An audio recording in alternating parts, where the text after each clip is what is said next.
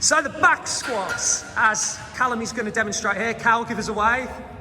There we go, right. So the back squat, again, can be a tremendous exercise for any triathlete. But there's two things, so there's going to be two key things that we're going to be working on, and not the most common of things to help you with that. So the first one, Cal, if you just stand back, there we go. Right, I'm going to get Cal to do a demo of what a typical triathlete would do when they squat, and see if you can highlight what goes on around here. So Cal, if you do the demo, and we're just looking down there. Go up again, Cal. Just one more, Macy. So again, if we just keep the eyes on the heels down here, and back on up, you can see that there's a distinct gap between, Cal, we'll do one more, gap between the heels coming off the floor and going onto the balls of the feet. Now, the reason that happens, so if I just come round, I'll tell you what, we'll come around this side, is you'll see Joe in the background cleaning. Joe, give us a wave. Give us a wave. Yeah. Cal, when he's going down, he's thinking about his weight going down that way. So he's got quite a forward centre of mass. If you go back up again. So our fix for this is instead, Cal's going to think about having his centre of mass, instead of going that way by driving his knees forward, he's going to concentrate on his buttocks and let them go down into a hole behind him. Now, when you notice when we do that, it enables us to keep the heels a little bit closer to the floor.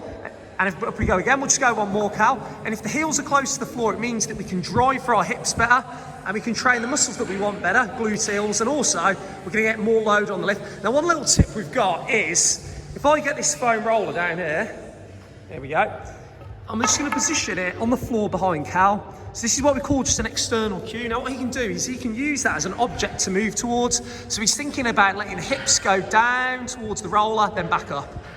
Now, our second and final tip with this one is to do with, wait there, Cal, go back, is creating space. So when he goes down, what we often do is we talk about creating a hole, so sitting into the hole.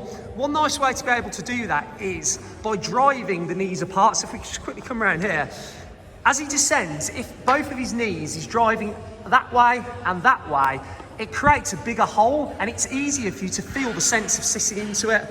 So his centre of mass goes to the roller, he separates his knees to open up the hole for that depth, and he's up.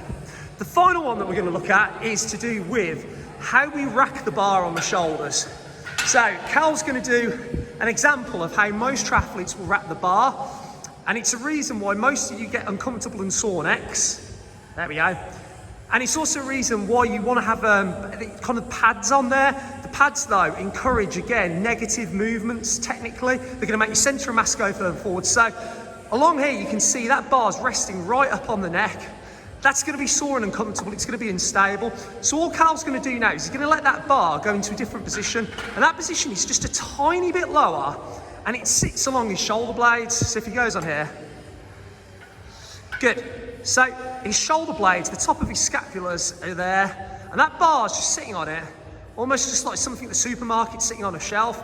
Now, one really good tip with that is, which helps something else that we're going to show you, if you look at his elbows here and here, he's not lifting the elbows up. So Cal, if you let the elbows go up, the elbows going up kind of pushes the bar out of position and it makes it loose. Now Cal, if you fasten those elbows into your torso a bit, so now with this elbow and this elbow fastened into his torso, it anchors the bar in place. Now what this helps with is, Cal, I want you to do a bad example where you lose the anchor and you just roll at the back.